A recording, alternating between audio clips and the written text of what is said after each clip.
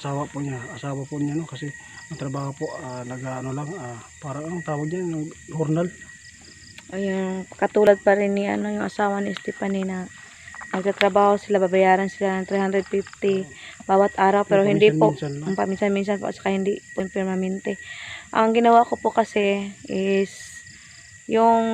ito yung pinakauna na bahay na ni-sponsor ko, 1K pa lang yung subscriber ko, and then yung in-sponsoran ko nito ay wala, umalis, lumipat sa ibang lugar, wala nang nakatira. So instead na baka tirahan mang elemento, pinatirahan na lang namin sa kanila. And then kaninang umaga nga doon kapatid punta sa bahay, humihingi rin ng tulong. Kaya gusto ko rin makita yung kalagayan ng asawa niya. And then sana ayan po, samahan nyo kami. Samahan nyo kami guys, no? Ito yung dala namin kahit ganito lang, no? Pero malaki ng tulong sa kanila po ito. And then titingnan ko doon kung anong sitwasyon nila. Guys, kung bakit kami nag-i-sponsor, no? Nag-ayuda ngayong gabi kasi nga si Bibos po galing po sa school po kasi napaka-busy po niyo. Kaya ngayon niya lang na ngayon lang po ako may time. Kapag galing ako sa school, nag-overtime na nga. Ito po yung grocery natin dito guys, no? Yung bigas natin guys, no? Ayan. At least, sa lahat po ng nag-i-sponsor po, nagtitiwala po sa aming channel ni Baby Boss Summer po. Sa lahat po ang nagbigay po ng tulong ng sponsor. Maraming salamat. Guys, abangan nyo guys, meron na tayong mga materialis po para kay Stephanie na para mapagawaan po natin ng bahay po. Para makita po sa mga nagbibigay po ng mga blessing po, no, sa aming channel po. Salamat po. Samahan niyo po kami at pupunta tayo dun sa bahay na tinutukoy ko po. Nauna na si 88. Ano nga pala, ito pala yung bahay na to. First sponsor ko po talaga to na bahay. Pinatirhan ko dati din doon sa right hand ko. Kaya lang lumipat na sila mag-asawa sa city. Kaya naabandonado na to. And then nahinayang din naman ako na na walang tumira, kaya pinatirahan ko sa kanila. And then ngayon nagkakasakat yung asawa, humingi din ng tulong. Titingnan ko kung anong pwede ko pang maitulong sa kanila. Ayan, sabahan niyo kami. Ayan, akyat tayo guys. Parang nagugusanting lang din kami. Nag-ayuda kami sa gabi. Ayan, wala naman akong pinipili na oras. Ayan, kahit gabi. Puntahan natin yan basta may bakante pa ako. Yung daan dito. Ay, nako. Nako. Medyo mataas-taas din pala. Ay, nako.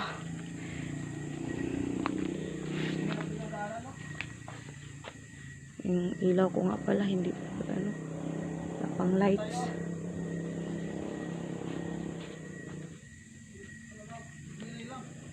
May ilaw. Ayan po, gabi ngayon, baka hinawa, wala akong pinipili na oras, basta kung alam ko na kinakailangan kasi ng tao. Ayan, bigay natin. Puntahan natin kasi bukas work uli. Matingnan din natin yung kalagayan nila. Yung kahoy. Asan? Dire. Asan ko agi? Dito pala ako dadaan.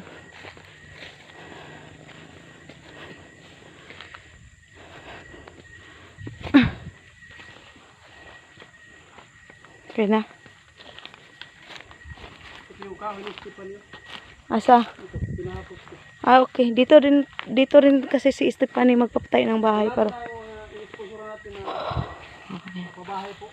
Ayan na po, ito na po yung kahoy ni Stephanie kasi nagbabalik. Ayan yung bahay ni Ayan dyan ko sila pinatira.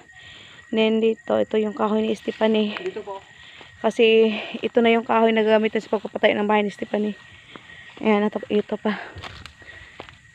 Mabuti ng parang idudunit ko kasi yung lupa ko sa kanila. So ayan, ito po yung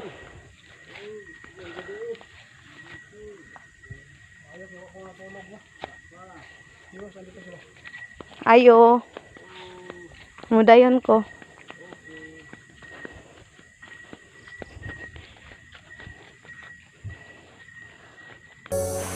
Nagbabatya na ang ulan na bumuhos ng kami ay makarating sa bahay ni na Kulari kasama ang kanilang maliit na apo at ang kanyang asawang may sakit. Kamusta man te? Kira ka tayo, na-uptik yung mga lawas. Nonsa day ka?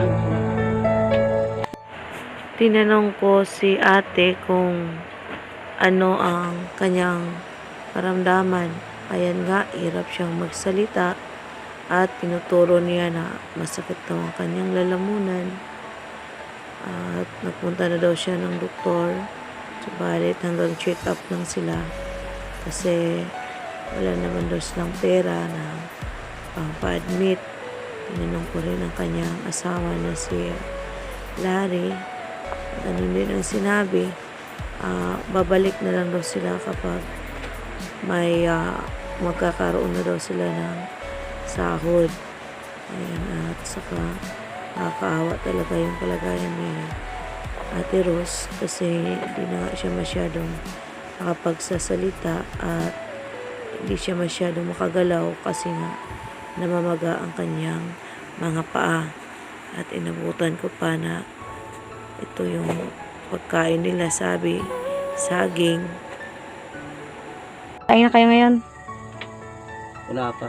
Ano saan eh? Ah, Pwede ko buksan? okay. Ah, Kanon gamay.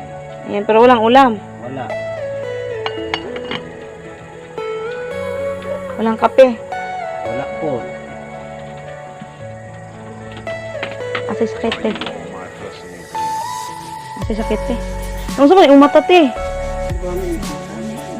May so, ayan po. Hupag man kayo ang Kulari. May lagay gamay-gamay na lang hubag kayo yung karot sa siri sa una kung bago pa diniyot kasi hubag. Guys, Ano sa ginainom ni mo te? Nanay, resita ka sa doktor. Ha?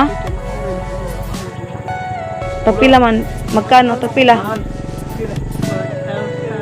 4,000. 4,000 mahal yun. Pila ka buok? Ilan yung piraso? Ilang piraso? Patingin.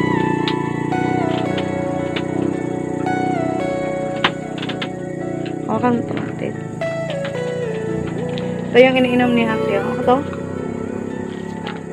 Guys, kayo na bahala. 4,000 plus. Tumingin Napamay gamay, sa no? kalagayan po nila. Anong hurot na ni? Ito po yung si Auntie Rose, guys, hindi talaga siya makalakad po ng maayos kasi nagkasakit po siya, no. Kaya nga yung asawa niya nung trabaho lang po dito, ano lang minsan lang siya na makapagtrabaho ng Kapila na ni Kat. sa ibang mga sakahan dito kasi 300 lang po yung Ano mo araw. lagi ka buok raw? So, palaadlaw to pila ang inomon. Katulo Sa isa kadlaw, katulo mo inom. Mahal inumin naman. ko to sa isang araw 3 bisis. Okay, so napakamahal to, guys. 4,000. Isa kang ani 4,000? Wala rin. Duha. Duha. Oh. So 2,000 ang isa. Mm.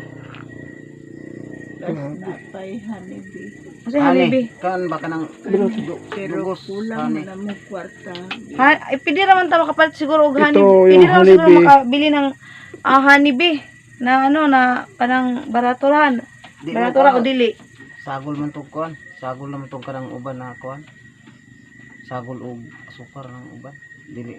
So kani kay pure. Asa saan kayo bumili nitong pure? Diha sa kuan sa Tagum. Pila po nito eh. Ang isa ka anak yun, 800 ka 800 jud. Ikaw na lang kaya kumuha doon sa ano puno ng Hindi ko kaya yan kasi napakasakit mga gat yung hindi, joke lang po. Ayan, pinapatawa ko lang po yun. Sabi ko kay Teacher na lang kumuha doon sa ano sa juice ng mga honey kasi bawal may halo. Kailangan daw is pure talaga. Hindi daw kaya ni itit na mangunguha ng ano. Sige lang, te. Ayan, gawa natin yan ng paraan, te. Kina. Ito yung gamot ni Ate Rose. nakita nyo guys, parang anong tawag doon sa Tagalog kapag yung balat is namamaga ba? Namamaga yung Ayan yung paa ni Ate Ros, oh. paa po ni Ate Ros, guys. Pati yung mukha ni Ate Ros namamaga At saka din. yung mukha din namamaga din kasi Walang sinabi yung doktor na sakit eh. Wala daw finding sa doktor, pero bakit kayo binigyan ng ganito? Ano naaman eh? Amo Ipalit, kisa man asahan. nasubukan na yan eh. Nasubukan na niya dati. Ang problema lang, dapat talaga mayroong resita ng doktor. Tingnan natin. Giresita to ng doktor, hindi. Food supplement lang pala, parang food supplement. lang Oh, pala. so food supplement lang Food pala ito. supplement talaga. Hindi, So, okay to. Hindi to maka... ito lang kasi ang inaano ko itit kasi nagpunta sila sa doktor tapos nagpa-check up. Tapos walang findings? Wala, Jud. Kailangan pa mag-ECG. Ayan, kailangan daw mag-ECG tapos hindi kayo nakapa-ECG. kasi walang pera eh. Magkano yung ECG? So, Magkano te? 2,000 pa rin. Mahigit daw 2,000 po guys, no? 2,000 Yung ECG. Ano sa ECG? ECG? ECG. Bakala ko kasi niresita to ng doktor. So sila lang po bumili nito food supplement. So kailangan talaga niyan 4,000 yan. Kailangan talaga niyan Ate Ros, magpa-check up kayo sa doktor. Dapat ma-check yung makapag-ECG ka tapos ayun, gawa natin ng paraan ito. Ay, upo muna ako, guys. Ate, meron kami mga dala dito ate ha. Yung mga kahit kunti yung grocery at least na makatulong po sa inyo. Ibigay yung apo niyo. Apo niyo, Kolare. Oo. Ang apo. Ito. Buti, andito yan. Dito. Guys, ito yung grocery natin ha. Ay guys, ano lang muna, Kolare, kasi gabi na ngayon. Ito, kompleto na to, lahat. May mga biscuit, sabon, Okay. noodles, tapos may, ayan. Yung cash assistant mo. Tapos, ito yung cash assistance muna natin ha. As for now, ayan, hindi naman kalakihan, hindi rin maliit. Ayan, tamang-tama lang yan, Kolare. At saka yung bigas. Bigas namin guys. Baka maano pa. Yan, maghanap tayo ng magsasahod na naman si Ite. Pizza no? Ayan, kung mayroong magbigay, at saka yung sahod, kunan mo na lang yung sahod natin. Tapos bigay mo sa kanya. Guys, sana po na magkasahod po tayo para matulungan natin po si Auntie Rosalie, lalo na yung hanap buhay ng kanyang asawa po. Napakaawa talaga kasi minsan lang talaga sila makapagtrabaho, no, na may sahod na 300 po ng isang araw. Ngayon, kung sino man talaga yung mga tumutulong dyan na mabait po ng puso, no?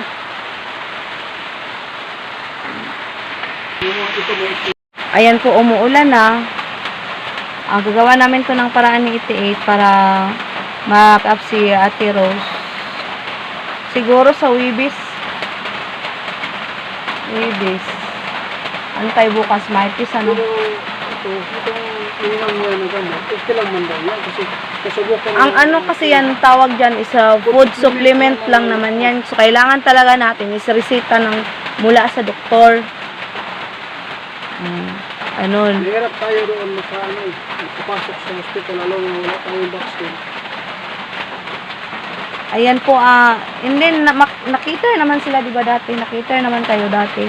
Ang problema lang ngayon is yung kailangan, kukunan pa din kayo ng hindi ko kasi kabisado yung sa hospital. Hindi pa talaga ako napunta ng hospital po, ayun sa awa ng Diyos po. Ganito na lang, ang Kuya Larry ha. Sa Wibis, pa-check up natin si Ate Rose para mabigyan siya ng gamot. Hayaan nyo na yung gastos. Ayan, kami na ako na magsasagot. Ayan, kasi magsasahod din naman tayo sa katapusan. And then may pundo pa naman dyan. Ayan, maraming salamat po yung mga pundo po sa charity, gagamitin ko din para ibigay ko rin kay Ate Rose para pang check up po niya. Maraming salamat po sa mga nag-sponsor din sa channel, sa charity namin. Pero ayun po, sinasabi ko po sa inyo, yung charity namin po ay hindi po talaga siya pwedeng ma-monetize, kaya ililipat po namin kay Bibi Samar. Sana Ate Ros, ayan, Kulari. Daghang salamat sa bugas o mga grocery. Walay problema po, welcome. Matulog na mo. Karon. Pero palagi mo kanon og sudan. Wala yung sudan. Pwede na mo mukaon, kinaman mo yung sudan na mong gidala. Ate Ros, tinakay gusto isulti. Salamat sa inyo. Sa inyong tabang. Ayan po. Iti, di rin tayo magtatagal kasi umuulan na rin. Ayan nga. Magpapaalam na din po kami. And then, tabayanan nyo na lang po yung gagawing bahay ni Stephanie ha. And then, ayun nga, pa-check up natin si Ate Rose. Ayan, ko dito tawag nun, kukunan natin doon sa pan natin sa charity kasi may pundo pa naman, saka malaki pa yung pundo doon. Kunan natin para kay Ate Rose. And then, sa sa pagpapatay ng bahay ni Stephanie, huwag kayong mag-alala. Mayroon naman po kaming sahod ni 88 at saka may sahod din ako outside sa YT. Ayan po, salamat po sa mga tumutulong at saka magandang gabi po sa inyong lahat. Salamat guys. Salamat po.